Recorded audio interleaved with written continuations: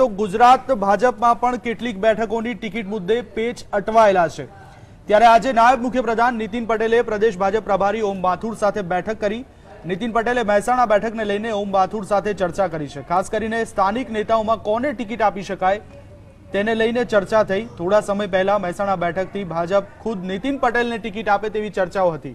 ઊંઝા વિધાનસભા બેઠક પર આશા પટેલને ટિકિટ આપવાને લઈને સ્થાનિક નેતાઓમાં વિરોધ થઈ રહ્યો છે। તેવામાં આજે ભાજપના વરિષ્ઠ નેતા અને નાયબ મુખ્યપ્રધાને પ્રભારી સાથે બેઠક કરીને મહેસાણા બેઠકનો વિવાદ ઉકેલવા કવાયત હાથ ધરી છે। પહેલું તો કોઈ કોકડું ગૂંચવાયું નથી।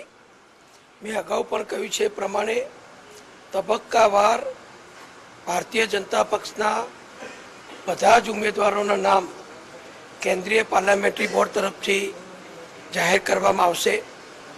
જે રીતે ગઈકાલે 3 નામ જાહેર થયા એ જ પ્રમાણે આગામી સમયમાં પણ બાકીની સીટો ઉપરના જે ઉમેદવારોના નામ પક્ષ તરફથી નક્કી થશે એનું દિલ્હીમાંથી જ જાહેરાત કરવામાં આવશે અને એ પ્રક્રિયા ચાલી રહી છે અને બધું જ સમયસર નિર્ણયો પણ થશે અને સમયસર એની જાહેરાત પણ થશે।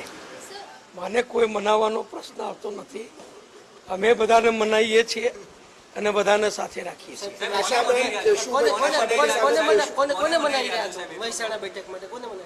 એ તો જાહેર થવાનું જાહેરાત થશે એટલે ખ્યાલ આવશે। બધા જ કાર્યકરો સમય સંજોગ પ્રમાણે રાજી નારાજ થતા હોય છે અને મને વિશ્વાસ છે કે બધા જ કાર્યકરો આગેવાનો હોદ્દેદારો એ છેલ્લે જેમ આપણે ગુજરાતીમાં કહેવત છે કે ઘી ઢળે તો ખીચડીમાં ઢળે એ પ્રમાણે બધા જ ભારતીય જનતા પક્ષના ઉમેદવારોને વિજય બનાવવા માટે બધા જ પ્રેમથી વિશ્વાસથી સંગઠિત થઈ અને કામે લાગશે। નીતિનભાઈ 26 ઉમેદવારો પૈકી એક ઉમેદવાર નીતિન પટેલ હશે આ વખતે? હજુ ભારતીય જનતા પક્ષના નિર્ણય કરવાનો છે। એ જાહેરાત કરે ત્યાં સુધી દરેકે રાહ જોવી જોઈએ। પણ નીતિનભાઈ તમારી તૈયારી કરી લોકસભા લડવાની? તમારે મારા ઉપર કંઈક ખાસ છે? કંઈક વધારે પ્રેમ છે, ઓછો પ્રેમ છે? તો આજ અંગે વાત કરવા અમારી સાથે અમારા સંવાદદાતા કશ્યપ જોડાયા છે। કશ્યપ, જણાવશો કે આજે નીતિન પટેલે પ્રભારી ઓમ માથુર સાથે બેઠક કરી અને આ બેઠકમાં જે ખાસ ચર્ચાસ્પદ બેઠકો છે, ખાસ કરીને મહેસાણા બેઠકની વાત કરીએ, અમદાવાદ પૂર્વની વાત કરવામાં આવે, જુનાગઢ બેઠકની વાત કરવામાં આવે, હજુ ક્યાંક ભાજપની અંદર આ બેઠકો ઉપર કોકડું ગૂંચવાયેલું રહ્યું છે, શું વિગતો મળી છે? બિલકુલ 7 ઉમેદવારોના નામ જે છે તે ભાજપના જાહેર કરવાના બાકી છે। તે પૈકીની કેટલીક બેઠકો છે જેમાં હજી કોકડું ગૂંચવાયેલું છે। કોને ટિકિટ આપવી અને કોને ટિકિટ ના આપવી તેને લઈ અને ચર્ચાઓ જે છે તે ચાલી રહી છે। નીતિન પટેલ ઓમ માથુર સાથે આજે બપોરે બેઠક યોજાઈ હતી અને મહેસાણા બેઠકને લઈ અને આ બેઠક જે છે તે યોજવામાં આવી હતી। થોડા સમય અગાઉ એક વાત એ વહેતી થઈ હતી કે નીતિન પટેલને ખુદને મહેસાણા બેઠક ઉપરથી લોકસભાની ચૂંટણી છે તે લડાવી શકાય છે।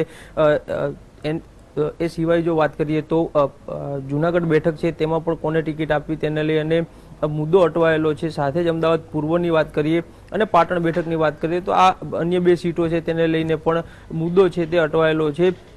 જગદીશ ઠાકોરનું નામ જો કોંગ્રેસ દ્વારા જાહેર કરવામાં આવ્યું હોય તો ચાલુ મંત્રી અત્યારે જે દિલીપ ઠાકોર છે તેને ચૂંટણી મેદાને છે તે ઉતારવામાં આવી શકે છે। આ તરફ જો અમદાવાદ પૂર્વની વાત કરીએ તો અમદાવાદ પૂર્વમાં જો પાટીદારને ટિકિટ આપવી કે બ્રાહ્મણને ટિકિટ આપવી તેને લઈ અને હજી ચર્ચાઓ જે છે તે ચાલી રહી છે અને પાટીદારને જો ટિકિટ આપવામાં આવે તો CK પટેલનું નામ અગ્રેસર છે। સાથે જ બ્રાહ્મણને જો ટિકિટ આપવામાં આવે તો 3 ઉમેદવારો રેસમાં છે। ત્યારે ટિકિટ કોને આપવી આ બેઠકો ઉપર તેને લઈ અને હજી મનોમંથન છે તે ચાલી રહ્યું છે અને કેટલીક બેઠકો ઉપર કોકડું ગૂંચવાયેલું છે કારણ કે ચાલુ મંત્રીઓ છે તેને ચૂંટણી મેદાનમાં ઉતારવાનું પાર્ટીએ વિચાર્યું હોવાનું સૂત્રો તરફથી માહિતી મળી રહી છે। પરંતુ જે આ ઉમેદવારોના નામ એટલે કે પાટણ બેઠક ઉપરથી જે દિલીપ ઠાકોર જે છે તે અને મહેસાણામાં નીતિન પટેલ જે છે તેને ચૂંટણી લડાવવા માટે થઈને પ્રયાસો છે તે કરવામાં આવી રહ્યા હોવાનું સૂત્રો તરફથી માહિતી છે તે મળી રહી છે। પરંતુ આ નેતાઓ છે તે ચૂંટણી લડવાની ના પાડી રહ્યા છે પરંતુ પરિસ્થિતિ કંટ્રોલ કરવા માટે થઈને હાલ ભાજપ જે છે તે કવાયત કરી રહ્યું છે। જી